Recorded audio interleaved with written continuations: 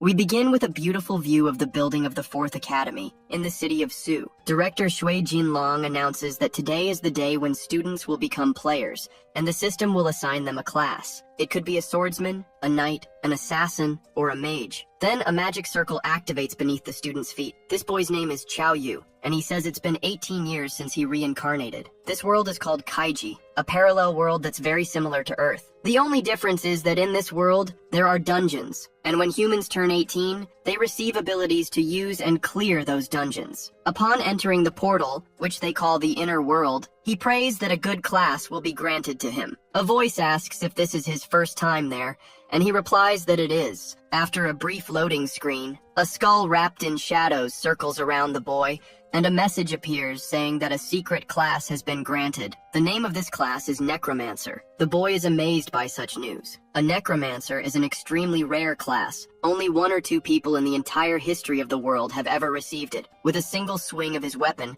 countless high-ranking skeletons can be summoned, and as long as he has mana, he becomes a one-man army. The protagonist says that, in general, receiving a rare class means your stats will be much stronger. But when he checks, he sees that he has 0 spirit. He is stunned. How can someone with the Necromancer class have 0 spirit? Initial attributes are distributed randomly, with 10 being the highest, and spirit is the most important stat for a Necromancer. He had the bad luck of getting 0. The system announces that it's time to generate a random talent as well, but the protagonist is so shaken that not even an S-rank talent could save him. The system then finally grants him the talent Brave Heart of a Mage, of unknown grade. This talent gave him an attribute point every time he defeated an enemy using physical attacks, allowing him to boost 1 basic attribute at a time. Even more incredible, since attributes were usually gained only by leveling up, and now he could earn them through battle. With this talent, he could potentially max out all his attributes. As a novice, he now had the potential to reach the maximum in each one.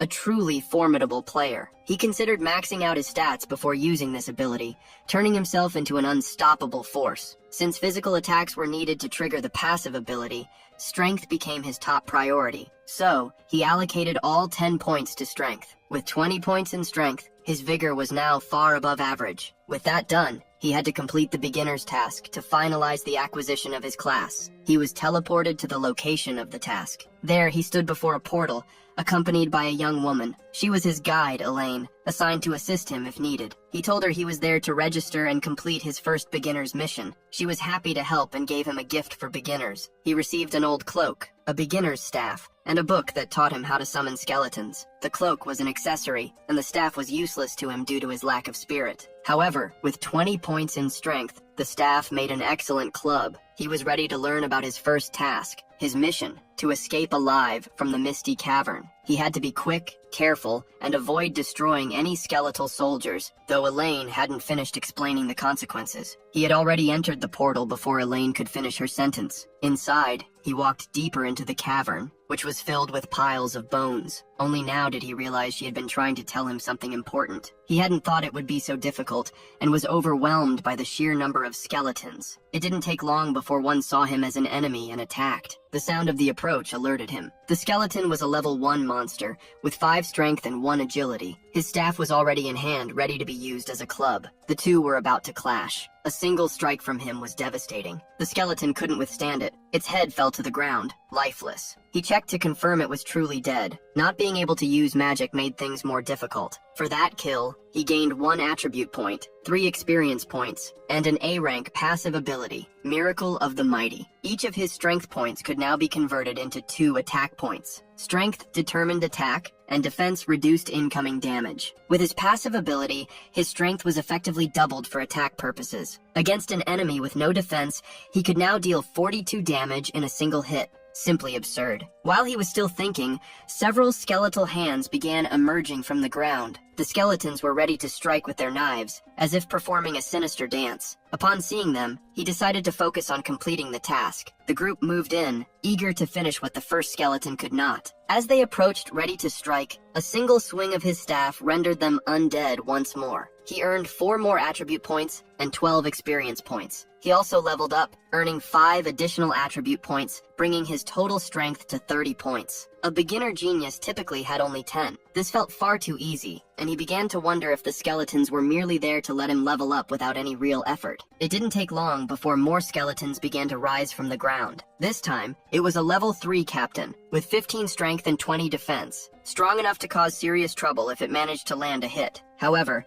with only 1 agility, it was highly unlikely it could strike him. His first staff attack was blocked by the skeleton's shield. After defending, the skeleton countered, striking the ground where the player had stood. Not only was the movement precise, but the blow was powerful enough to create a hole in the ground. Knowing the skeleton was slower, he spotted an opening in its defense. This time, the staff struck its unprotected ribs. The hit made the skeleton lose balance and fall, giving him a clear chance for a solid blow. Exhilarated, he taunted the skeleton to try and block this one. The staff came down like a police baton on an unaware target's back. He earned 3 more attribute points and 10 experience points. That had been harder than expected, and he couldn't imagine how other players were getting through this. Then he remembered what director Jin Long had said about monsters sometimes dropping their cores, which granted random rewards. And now he was curious to see what this one would drop. It turned out to be consumable gloves that guaranteed the next strike would be a critical hit, though they could only be used once. While standing still and analyzing the item,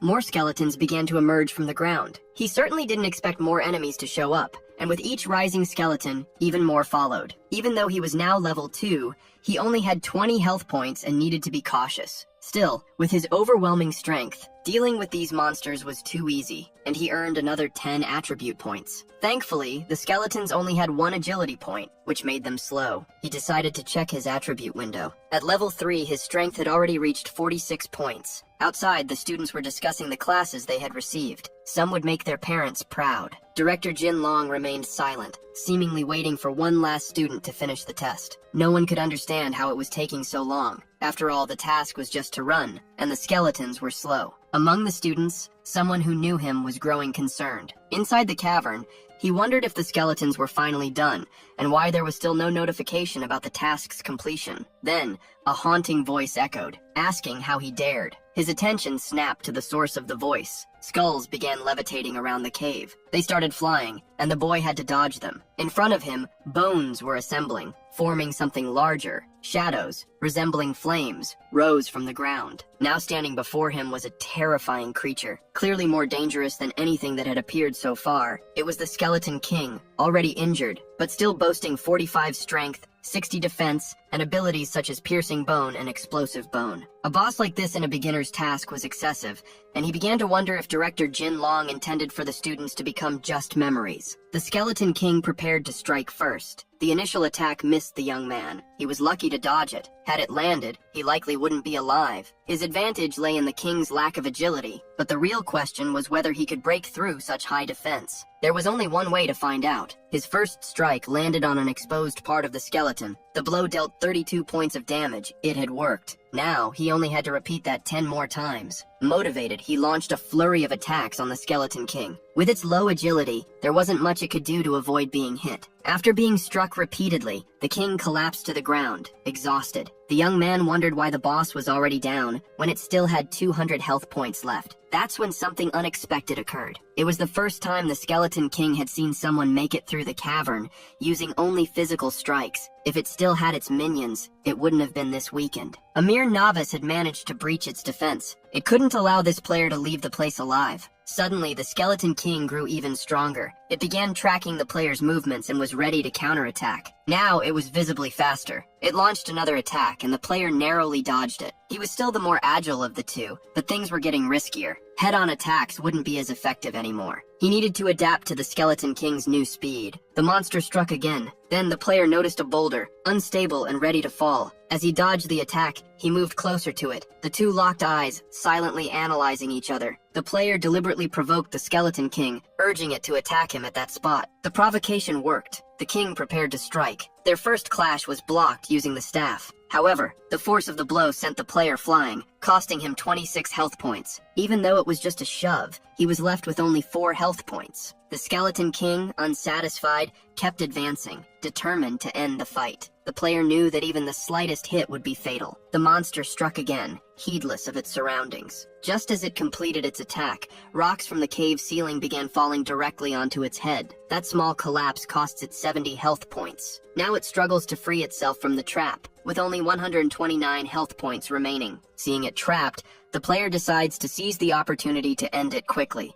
knowing he can't afford to continue the fight with so little health left. Motivated, he prepares to finish everything with a single blow. He equips a single-use glove that guarantees his next attack will be a critical hit. This time, he won't use the staff. He's going to rely on his fists. The skeleton watches its adversary completely powerless. A powerful punch is delivered, destroying part of the cave floor. The flames surrounding the skeleton begin to fade away slowly. Finally, the system announces that he has completed the task, and as a reward for being the first to defeat the boss, he receives 30 attribute points. For having defeated it barehanded, he earns an additional 10 points, 50 experience points, and 3 levels. Additionally, he receives the Skeleton King's Ring, which he hadn't expected. When used, the next attack deals 50% additional damage, with a cooldown of a full day. It's a good item because it's reusable in a Class C, meaning he could sell it for a significant value. Stelly's intrigued that he was the first to defeat the Skeleton King. He wants to know how others managed to pass that test, but it no longer matters. He just wants to leave. Now he has 76 strength points, with the brave heart of the mage Talon, and the skill muscle makes miracles. Finally, he appears outside among the other students. His friend Yang hugs him joyfully, relieved after worrying about his delay. Yang wants to know why it took him so long since everyone else completes it quickly, leaving him even more surprised. It's been 3 hours since the last person finished the task, so he asks Yang about his class. Proudly,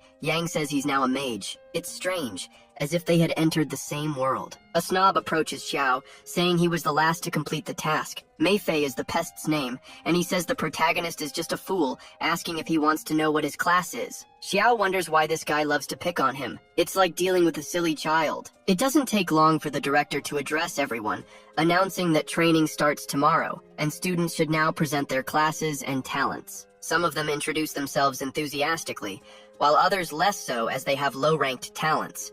A girl says that besides being a mage, she's also a healer. Her name is Xiao. Ju says she's a paladin with a B-rank talent. The annoying Meifei is a swordsman with a B-rank talent as well. Some students begin stroking his ego since a swordsman is a very good class. Thinking to himself, the director realizes that with B-rank talent, some of them could become remarkable. Now it's Xiao's turn to present himself. He announces he's a necromancer, but before saying what his talent is, he stops speaking. It's not convenient to reveal his talent. The truth is, even he doesn't know what it is. The director is quite pleased because a necromancer is his secret class. The students are even more surprised because a necromancer once wiped an entire union off the face of the earth. Meifei is intrigued by this secret class, since mages are fragile in melee combat. Necromancers are even weaker than mages physically, and rely on offensive classes for protection while casting spells. Since Xiao didn't reveal his talent, Meifei assumes it must be something very low rank. Some comment that Xiao is a cool guy because he's not bragging about having a secret class. If it were them, they'd already be showing off. The problem is that he can't cast any spells and doubts he'll be able to defend himself during training. The director, however, concludes that once Xiao completes the basics, he'll be able to choose the best universities in the country. After everyone introduces themselves, it's time to go home and rest for training. His friend is happy for him and wishes he had been a necromancer too. At least he has 8 points in strength, which isn't bad, and his talent isn't so bad either. But hard work should fill in the gaps. Seeing that all of his friend's attributes are only single digits, Xiao realizes he's way ahead of the curve. Finally, he arrives home. He always announces his arrival, even though his parents aren't there as they are missing. In this world, his parents were very kind and loving people. When he was 6, they had to go to the capital. They disappeared afterward, leaving him an orphan. 12 years have passed and he wishes to know what happened to them. What he wants now is to go to the capital and uncover the truth. The next day, the students are gathered and the director says he only has one request. If they can't handle it, they should return immediately. Failing the training is much better than not living to see another day. In any case, it's not common for casualties to occur in this beginner's world, but there are always exceptions. Once, an entire class of 40 students disappeared without a trace. To this day, they don't know what that world was like, only that it was called a nightmare village. If the intention was to scare the students, the goal was more than achieved. But it wasn't supposed to be so terrifying, he says. As long as they return in time, there's no danger. When the timer reaches 0, they'll be able to enter the portal. Finally, the countdown ended. The beginner's training had begun. Several black lightning bolts form, and they are now in another world. The students find themselves in what appears to be an abandoned village. Some look around in fear, but Muffy says he's with them and that's enough for protection. A pair of suspicious feet observe the students hidden in the shadows. Confident, Muffy asks them to follow him, promising to lead them to the end of the training. With this, he wants to prove to everyone that he's the strongest, and that even though Kyo has a secret class, he's no match for him. Everything about this place was strange. There hadn't been any sign of the system so far. A figure appears and says it's truly pitiful. Because they're all so young, it's almost heartbreaking. Not knowing if it's an NPC or not, Kyo asks the figure what he means by that. Finally, he greets them formally. He welcomes them, explaining that they are now in the Nightmare Village, where the seemingly simple challenge has an S-level difficulty. The is calculated differently. It would be equivalent to an E-level dungeon in normal terms. Their task is to survive and uncover the secret at the center of the village. Knowing the story the director told, they are terrified. Faced with this, some try to escape, unwilling to stay in such a place. Muffy attempts to calm the students, explaining that for an E-level challenge, one must at least be in the initial stage. They are all still disciples. Beyond that comes the initial, intermediate, final, king, and divine stages. As soon as one student reaches the village exit, the barrier prevents them from leaving. The man explains that once they are inside, they cannot leave. It doesn't take long for panic to set in, leaving the students completely hopeless. The man's bluntness makes Kyo perceive him not as an enemy, but as someone truthful, making it plausible that others may have vanished at this stage. Walking among them, he tells them not to worry, and encourages them to get more comfortable. Muffy interprets this as the man motivating them to face the challenges with confidence. In reality, he is suggesting they accept the fact they won't survive past this day. If there weren't heavy pants before, there are certainly more than one now. He introduces himself as Woogum, the village chief, and explains there are 2 rules for living in this place. They can live in any vacant house, but must not touch the black stones on the doors. The second rule is to always return home before dark, and to lock all doors and windows, never opening them under any circumstances. Kyo asks why they can't leave their houses at night. The man responds that the boy will understand once night falls in this place. As night comes, everyone decides to follow the man's instructions. They divide into 4 groups of 11 people. Kaino's team enters one of the houses. Finally, the doors close. One of them suggests resting on the 2nd floor just to be safe. The healing mage approaches him, asking to be protected in case of danger. As a healer, she can provide him with a lot of health points if needed. Another girl accuses Zhao of being shameless, pointing out how blatantly seductive she was being in front of everyone. Now the 2 are arguing about trivial matters. The argument continues, and the smaller girl mocks the other, claiming her attributes are only high because she's fat. Through the window, one of the students looks outside. He sees his grandmother, someone he hasn't seen in a long time and dearly misses. She begins to say she's cold and would like to come inside, but he needs to open the window. Completely oblivious to the situation, the boy starts to open the window. Zhao yells for him to stop, explaining that it's not his grandmother, but the window is already open. The woman's eyes start to turn red. She immediately lunges at the clueless boy who opened the window. Her jaws resemble those of an animal,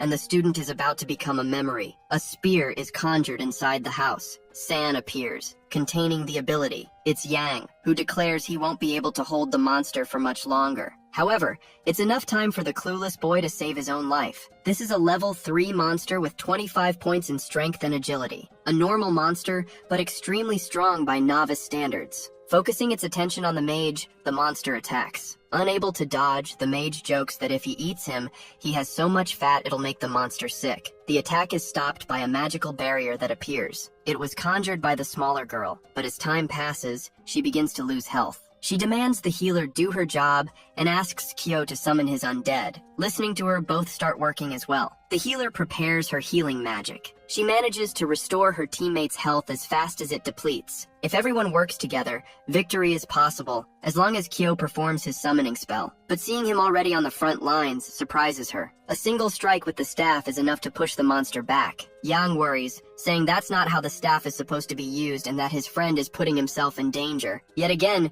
Kyo strikes the monster, taking 50 health points in the process. There is no longer a monster inside the house, and his teammates don't know what to say about the situation. It's impossible to believe a nightmare was defeated with a single strike, and they wonder if that's how a necromancer is supposed to act. In its place, there was a black stone, while the rest of the monster dissipated. The symbol is identical to the one on the door of the house. Kyo imagines there must have been a bug since he didn't gain any skill points after defeating that monster. His colleague asks if he noticed anything strange, but he says it might just be his imagination. At dawn the next day, Yang thanks his colleagues. If not for them, he doesn't know what would have happened. Some comment that Kyo was really strong, and that Zhu provided formidable protection, which Mephi overhears. Even so, he believes that if he had been there, he would have done better. He's confident he could also defeat a nightmare with a single strike. Kyo asks if he's already training in the morning, and his friend says it's expected from the class monitor. Mephi tries to compose himself and says he was just practicing a little, nothing more. He then tells Zhu to stay with him,